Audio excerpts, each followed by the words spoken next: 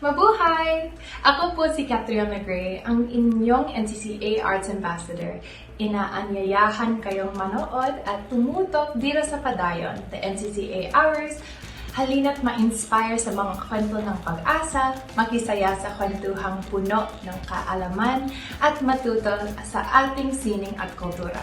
At para laging updated sa mga kaganapang pangkultura, bisitahin, i-like, sundan at mag-subscribe sa Facebook page, Instagram, Twitter account at YouTube channel ng National Commission for Culture and the Arts sa @NCCA Official. Muli, ito po si Catherine Magray. Padayon na, sulong na! Ang mga opinyon, kuro-kuro at pananaw na ipapahayag ng mga panauhin at mga tagapagdaloy ay hindi sa programa, sa pamunuan o ng ahensyang ito. Tamang kaalaman, tungo sa malayang kaisipan. Ako po si Ferdy Isleta. Ang kultura ay susi sa kadakilaan. Ako po si Annie Luis. Isang oras lang ang kailangan. Ako po si Raniana Peñas. Ito ang Padayon, the NCCA Hour. Sulong na!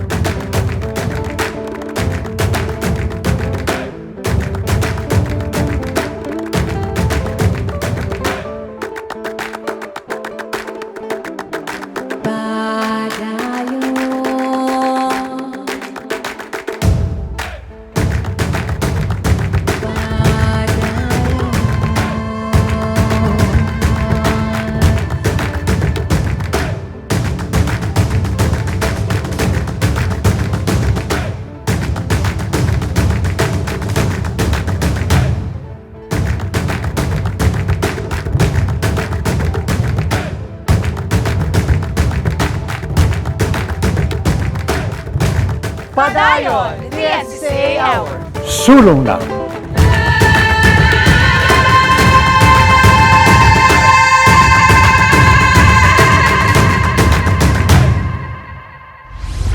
Mga kapadayon, abangan ninyo ang ating pangunahing tampok ngayong araw. Makakapiling natin ang ilan sa mga filmmakers na kilala sa larangan ng Philippine film industry na naging bahagi na rin ng Montañosa Film Festival dito sa Baguio City. Lahat ng ganyan kailangan niyong abangan dito lamang sa inyong paboritong online cultural magazine program tuwing Sabado at Linggo ng hapon, alas 3, ang Padayon, the NCCA Hour. Isang masigla at magandang araw sa inyo mga kapadayon. Ngayong hapon ay ating ipagpapatuloy ang ating adventure sa isa sa mga kinikilalang UNESCO Creative Cities ng ating bansa, ang Baguio City! Nung nakaraan nga, ay natunghayan natin ang ilan sa mga highlights ng First Montañosa Film Festival na ginanap sa summer capital ng Pilipinas, sa Baguio City. Ngayon naman ay kikilalanin natin ang ilan sa mga tanyag na filmmakers na dumalo at nakiisa sa pagtitipon na ito.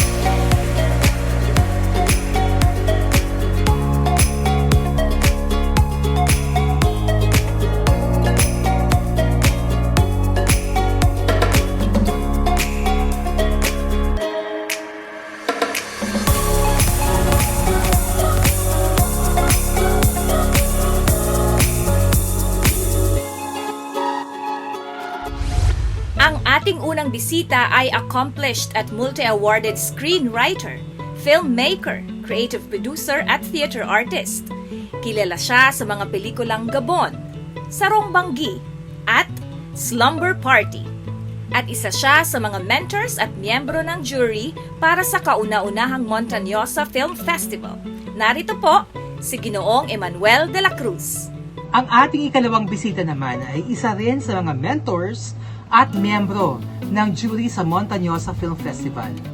Nakilala siya sa mga pelikulang tumatalakay sa mga issue ng LGBTQ community at ng lipunan.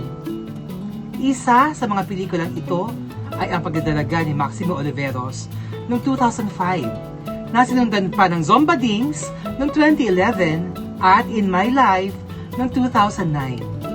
Ang kanyang pelikulang Norte, Hangganan ng Kasaysayan, ay ipinalabas naman sa Cannes Film Festival noong 2013.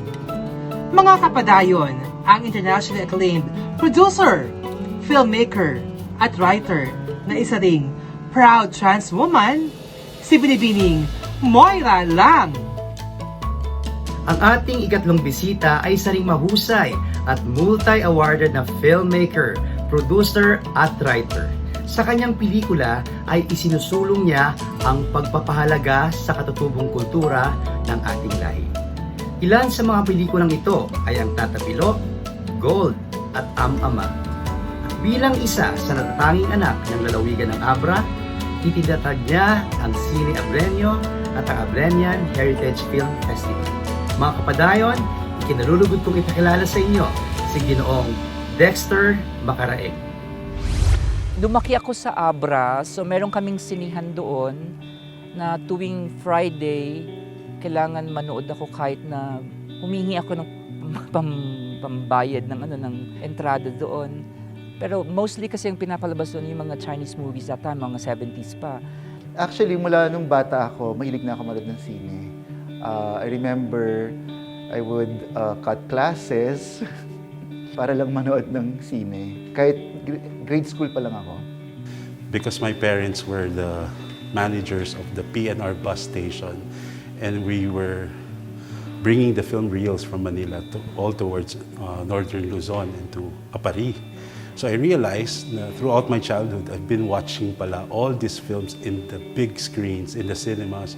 I realized na I had grounding in cinema because of cinema watching as a kid, and my mom also ran the comics and Liwayway magazine distribution in Cagayan. So, Pero yung hindi ko makakalimutan na kahit na I skipped my classes sa Quezon City, underage, yung Regal Film. So sabi ko, baka po pwede rin akong umarte sa mga susunod na. So wala lang akong confidence.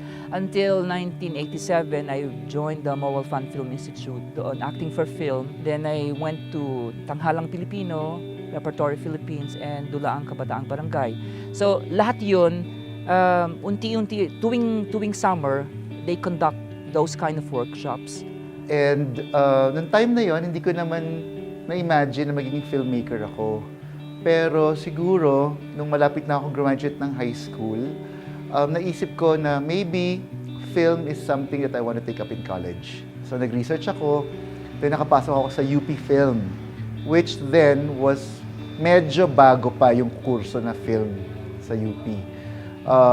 And I think it was the first film course in a university in the Philippines. So I applied doon and I got in.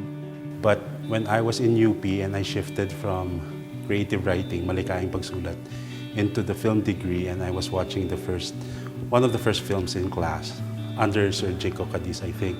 And it was this shot of this fiery exodus of these farmers, no? And it struck me. I froze because I realized I've seen Oro Plata Mata when I was 7 or 8 years old, back in Apari, Cagayan. Pero, nung second year ko naman sa college, nag-shift ako. Lumipat ako sa business administration.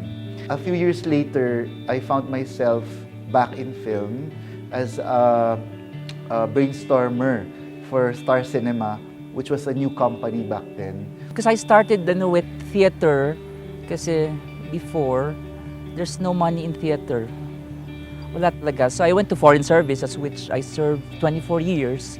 And then Director Brillante Mendoza was conducting his third Brillante film workshop. And then I registered. That was in 2016. Nung bata ako, very Hollywood yung orientation ko. Kasi yun din ang mga palabas sa mga sinehan, di ba? Hindi ko makalimutan nung una kong napanood yung mga pelikula ni Steven Spielberg sa sinehan. Like E.T., Raiders of the Lost Ark, mga ganon. Mga very genre films. Through time, na-realize ko I have top 3 films na Filipino films na feeling ko dapat ilagay sa time capsule tapos ipadala sa future. No? So ang sa akin, that's Biyaya ng Lupa by Emmanuel na sobrang every time may chance na nasa big screen siya or small screen, I will really watch this film. It's around 2 hours. But for me, that's the story of Filipino people. Sobrang very emotional, very real na relationship movie na ang dami mong matutunan tungkol sa pagpapamilya at tungkol sa lipunan dun sa pelikulang yon. Tapos, nasimulan kong ma-enjoy yung mga ganong klaseng pelikula. Films from Japan, like mga pelikula ni Kurosawa, yung films from Germany, katulad ng mga pelikula ni Fassbinder. And then my number 2 would be Broken Marriage, one of my favorite films. Para sa akin, moderno siya.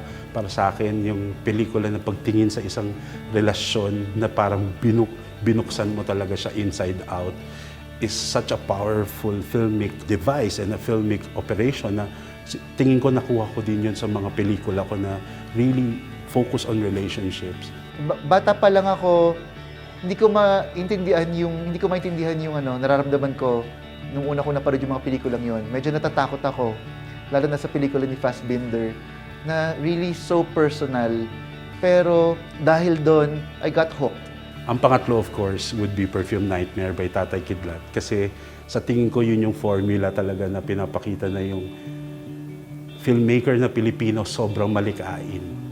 Sobrang walang pipigil sa kanya na buwagin kahit anong balakid at anong definisyon ng pagpepelikula at gagawa siya ng sarili niyang masasabi mo identity niya sa pelikula. So sa akin napaka-importante nung rooting sa culture, which is Biyaya ng Lupa, yung modernist look, which is Broken Marriage, and of course the creativeness of Perfume Nightmare. Of course, sobrang fan ako ni Bernal, ni Broca, ni Galiaga, ni De Leon, ni Abaya, diba? And many more, Love Diaz. Tapos noon, habang tumatagal, na-discover ko na ang pelikula ginagawa hindi lang sa Hollywood, kundi sa buong mundo. At maraming klase ng pelikula. Hindi lahat ay genre, hindi lahat ay box office blockbuster. Formula to succeed, I have to be authentic, honest, and be considerate of others' feelings. Yun lang ang ko doon. Meaning, ayokong baguhin kung ano yung naabutan ko doon. I don't want to attack those people na hindi porket lumaki ka dito, ikaw na yung posibleng magbigay ng karangalan, which hindi ko naman inaasam yon. Ang bilin sa akin ng aking mentor na si Director Brillante Mendoza is wag mo munang isipin ang katanyagan. Paggandahin mo muna ang kwento, ang paglalahad ng isang pelikula. As early as that, I think ang swerte ako is I had mentors, and that's actually what also groomed me as a film mentor, and that's why I have workshops and I teach in film schools, because it's very hard for a young filmmaker to really find, people he can converse with and develop him. Lahat ng mga nanggaling sa mga workshops ng mga batikang mga iconic figures din sa industriya, sila yung mga humuhubog sa mga susunod na mga filmmakers. But I'm just so lucky because from the Cordillera region, especially Abra, I'm the only one who is still struggling to bring films to my region, to my province. Mula noon, nakapagsulat ako ng mga pelikula until nag-found kami ng mga scriptwriter friends ko ng company, and doon namin na-produce ang Pagdalaga ni Maximo Oliveros. Until I went home to my hometown, sa probinsya ng mami ko sa Abra, wala namang gumagawa ng pelikula sa Abra. So ang nangyari ngayon, nag-research ako tungkol sa illegal mining. It was in 2016, during that time campaign ng presidential. So yung challenge ko doon, yung paggawa ng pag-research pa lang is wala akong katulong. So I had to connect with the Department of Education, yung mga teachers doon para lang malaman nila ang kalagahan ng sining ng paggawa ng pelikula. I wanted to do a lot of things. So I was in television also at a very early age. I was still in school. I was 19 years old and I was already segment producing for ABC5. So parang it was only years later that I finished my film degree. Actually, nauna pa yung Sarumbanggi sa Cinemalaya na matapos ko. Tapos 2 years later, my short film, which was also my thesis film, won another award in Cinemalaya. So nauna pa yung full-length film kasi dun sa aking short feature for my thesis. Until nagawa ko yung unang short film at si Christopher King, yung artista ko na nakabahag siya. Tapos nung nakita na siya sa New York, nanalo yung short film na yun. And then best screenplay yung ginawa ko. So I had to return to Abra and then palabas ko yung Balitok ang pamagat niya. Then it became my passport to another documentary, which is the Ama, this one, yung mga weavings ng mga Tingyan sa Abra. So it won again, this time naman sa Manhattan International Film Festival. And then the Film Development Council of the Philippines recognized me as one of the prime movers for the Cordillera region. And it made the good sense for me because of my previous experiences with the community. Madaling kausap, basta alam mo yung lengguwahe ng mga tao doon. Siguro mas importante na talagang maging immersed in the culture, maging multidisciplinary, wala ka talagang itatapon. So yun nga, meron akong pagkahilig sa comics, meron akong pagkahilig sa visual arts, sa music, sa theater. And na-realize ko nung nasa UP na ako and I was in UP Repertory Company, that was my local theater company nung time na yon, na parang, lahat pala ng inaaral ko leads to film, because film is like the mother of all these arts, even architecture and design, di ba? And it has editing and cinematography. And I was also into photography. So parang, I guess yun siguro yung wala kang hihindian na experience at saka maging handa kang maging, kumbaga mag-aral, na maging apprentice, for example, for different artists and different directors, matuto ka, makinig ka. You cannot depend only on yourself. You really have to cultivate and nurture a community, a support group. Doon mo lang makikita na ang filmmaking talaga ay isang activity that takes a village. Hindi to solo flight. Pag na-realize mo yon, then mas may chance ka na mag-survive at maging sustainable as an artist. Siyempre, hindi ko talaga makakalimutan yung una kong pagsabak sa pelikula, yung The Way We Know It, the big screen film, feature film, which was my debut film in the Cinemalaya. It is called Sarumbanggi. And when I wrote it, nakalagay na talaga dun pangalan Jacqueline. So, nung ginawa siya at nabigyan naman ng sustento ng budget ng Cinemalaya, kailangan talaga si Jacqueline ang lumabas sa pelikulang yun. Pero kasi kwento yun talaga na hinabol-habol ako ng kwentong yun. Yun yung pelikula na hindi ko siya ginawa basta, kundi haunted me until I was able to write it, which is, it's about the last walk of a prostitute. For me, nakaka-addict yung feeling na you don't know what to expect from a work that you're watching. And for me, ang tinreasure ko talaga is that element of surprise na dinala ko hanggang sa naging filmmaker na ako. So parang siguro ang milestone ko na isa doon ay naipakilala ko ulit si Jacqueline sa isang bagong henerasyon ng mga filmmakers at audiences, because she won her third Best Actress Award with that film. And after that, she became like, renowned and at the same time really acknowledged for her support for independent cinema since the 70s. I did another one for Tata Pilo, yung National Living Treasure for gourd cask making, yung gumagawa ng katukong. So I documented his story, but everything from my expenses. But every time I go there, I make it a point na alam nila yung presence ko doon in coordination with the National Commission for Indigenous Peoples and the Office of the Mayor para meron akong support and supervision nila. Kasi the way I see it, the ancestral domain of those communities are still protected. Kaya importante na mailahad ko yung pagkukwento base doon sa mismong kultura na kung saan ako mag-shoot. So parang ibig sabihin walang nasasayang kung gagamitin mo lahat nung meron ka. So ang pinaka-importante sa isang filmmaker is self-inventory. Like siguro ang tatay mo magsasaka, edi ba't ka palalayo? Diba? Gumawa ka ng kwento tungkol sa magsasaka. So titignan mo kung ano yung meron ka.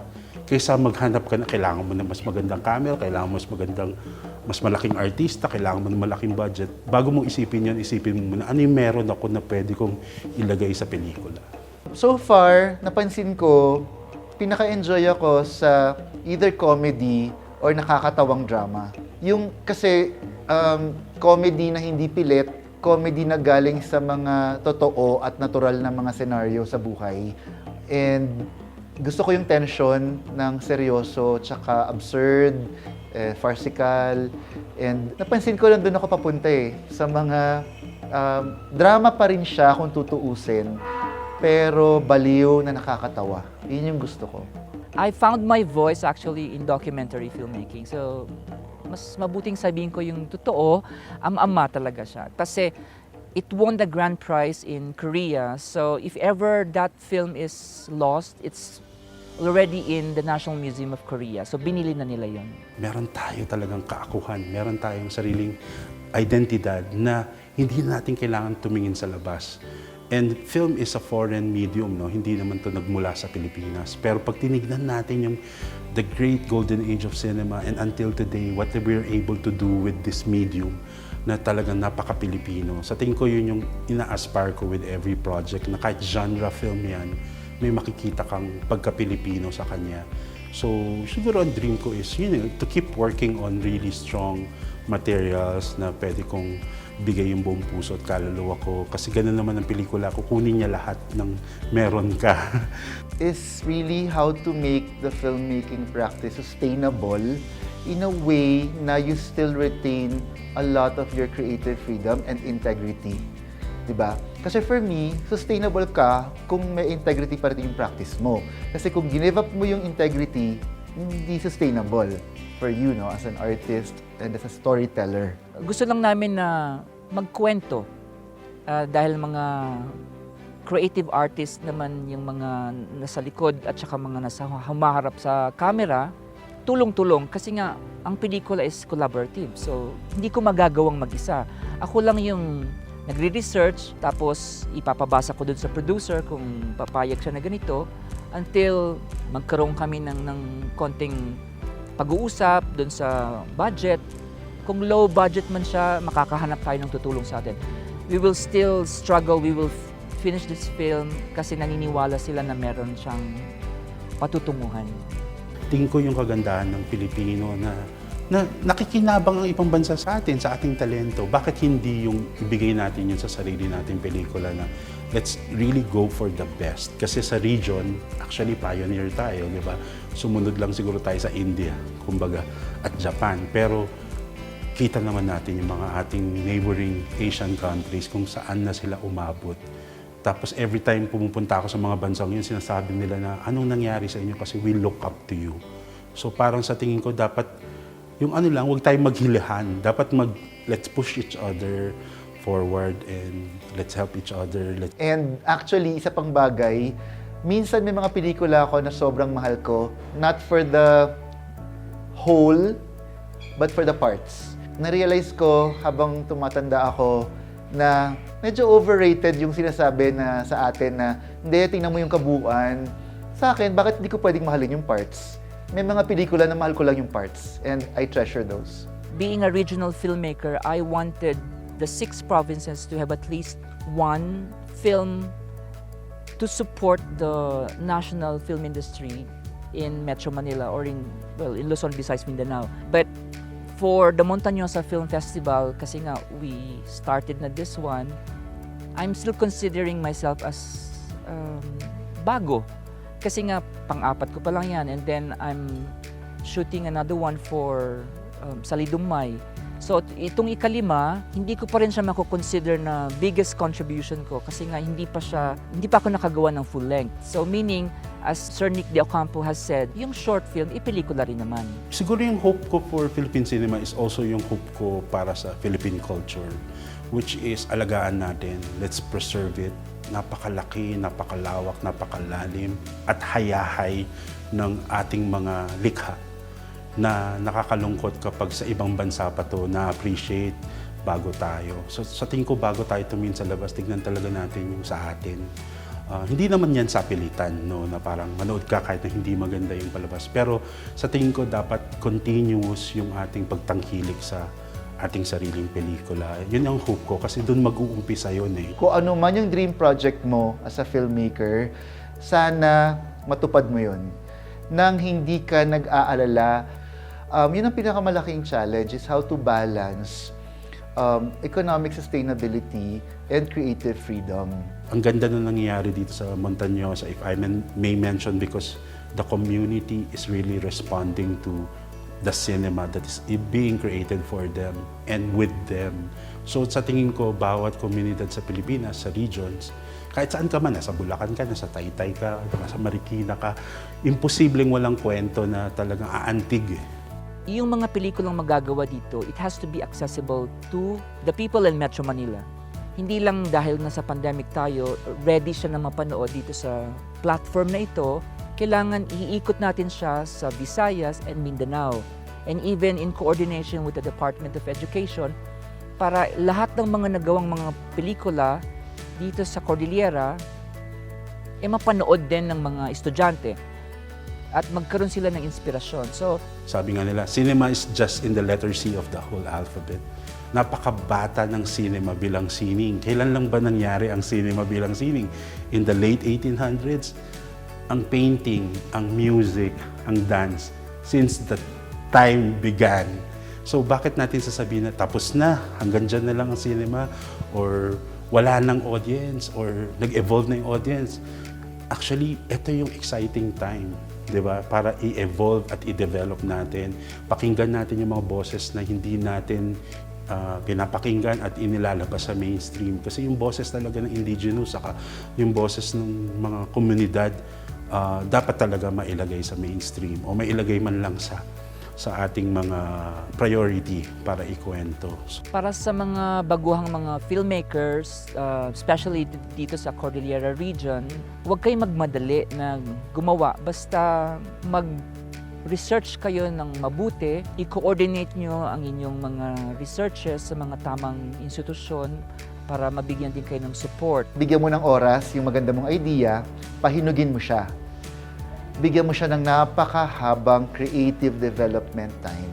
Kasi anybody can become a filmmaker with the advent of technology, but with proper people, resources, logistics, everything that involves in the production, merong marketing din dyan. So, mahirap siya, pero masaya pagkatapos. Bonus na lang yun pag nanalo siya abroad. Number 2, reach out to people who can help you, give you good advice, give you good feedback, to guide you, to make your idea better hanggang maging pelikula siya. Kaya kailangan may mentors minsan kasi sila yung nagsasabi na, uy, hindi mo alam pero magaling ka sa ganito. Tapos yun yung mga mentors na early on, I was so lucky to have all of them. Most of them naman buhay pa, pero I feel like I'm so indebted to them. That's why I have to continue teaching and really mentoring. Kasi iba rin yung mentoring eh. Talagang hindi mo sila bibitawan hanggat hindi pa sila handang lumipad, di ba? So, sa tingin ko yun yung medyo selfless siya. It's a thankless job. Pero nakakatawa pag nakita mo na umusbong na yung tinanim mo, no? At hopefully siya din maka-contribute at mag-pay it forward siya sa iba.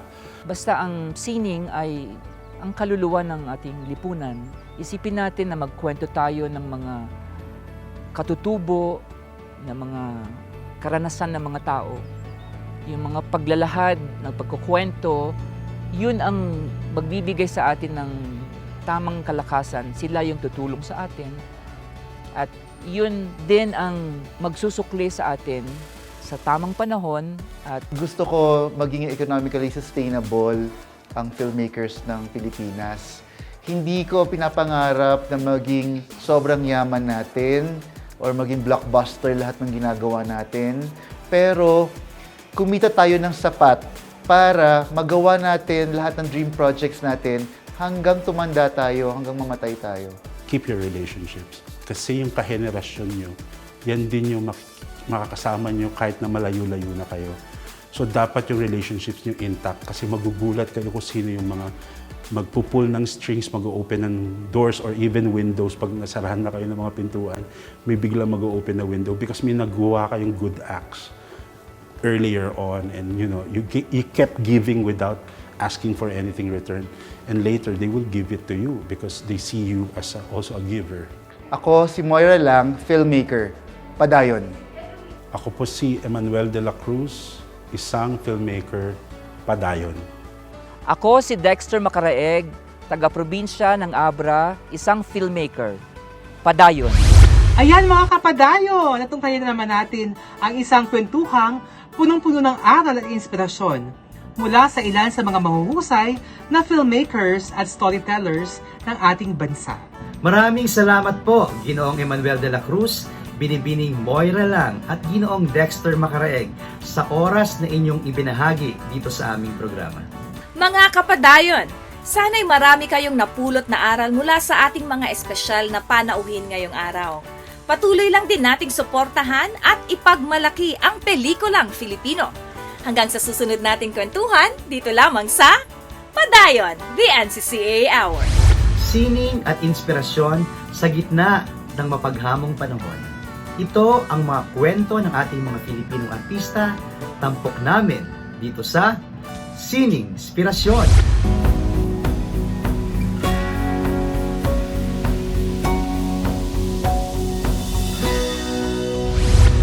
Mabuhay! Ako po si Sherwin Santiago. Ako rin po ay isang alagad ng sining na kabilang sa industriya ng performance art. Sa kasalukuyan ako po ay isang dance trainer at choreographer sa isang universidad dito sa lungsod ng Baguio. Sumali ako sa isang resident dance company noong college, ang St. Louis University Dance Troupe, na nagsilbing avenue ko para mas makilala ko ang aking sarili at purpose ko bilang isang artist. Naging layunin ko na itaguyod ang Filipino identity, linangin ang aking sarili at passion sa pamamagitan ng sayaw bilang instrumento ng expression, awareness at transformation. Performance art in general ay isa sa mga lubang na apektuhan ng pandemya. All theaters are closed, concerts and shows are canceled.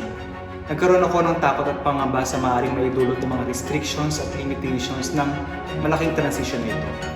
Ngunit hindi ako napanghinaan ng loob dahil mas malakas ang purpose ko na ibinigay sa akin. Kaya naman ang paghahanap ng solutions, reschedule at pagkansela ng activities ay ang mga una kong naging reaction sa current situation na will take a lot of effort. Ang isa sa mga pinakamalaking pagsubok na kailangan kong matutunan ay ang pag-migrate sa digital platform. As an artist, we should not conform with the trend. Rather, we always have to reshape the status quo. Sa ngayon, ang pandemya ay ang nagpahinto dito at nag-isolate sa publiko sa kung ano ang pinakakailangan natin ngayon, ang art experiences. Pinag-aralan ko ang digital media mula sa pag-isip ng konsepto gamit ang limitadong espasyo, maging ang mga video editing softwares, social media sites at streaming platforms. Ang purpose namin bilang isang Culture and Arts Department ay mapanatiling buhay ang sining sa kabila ng walang katiyakan. Pinagpatuloy namin ang aming training at rehearsal through online classes at pinagpatuloy ang pagpapalaganap ng arts dito sa lungsod ng Baguio.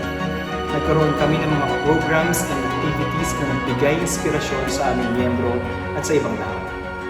It's understanding yourself, your strengths and weaknesses, and trying to find out what we can do in this time of pandemic. Isa sa mga workshop na natendan namin na nagsabing, if we start moving, we will be healed. And as a dancer, it is such an advantage to have this craft as a way of communication and expression. Movement is medicine. What is changed in the body, what is changed in the posture and gesture can be an instrument to change the emotional and mental states. Maliban dito, nagkaroon din kami ng Celebration ng Arts Festival para sa mga students ng aming university through online platform. Nagkaroon ng online competitions na mas napalapit muli at mas lalong nabuhay ang sining dito sa university, maging sa lungsod ng Baguio.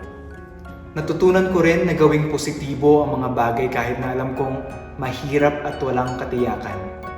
Maraming bagay ang maaari pang gawin. Maraming oportunidad ang nagbukas sa ating mga artists. At higit sa lahat, lagi nating alalahanin na mahalaga ang sining at tayo ang sining. Tayo ay instrumento ng isang dakilang malikhaing lumikha. Wow, mga partners! Talaga naman nakaka-inspire ang mga kwento ng ating mga filmmakers. Alam niyo ba mga partners, pangarap ko rin ng bata ako na maging isang filmmaker.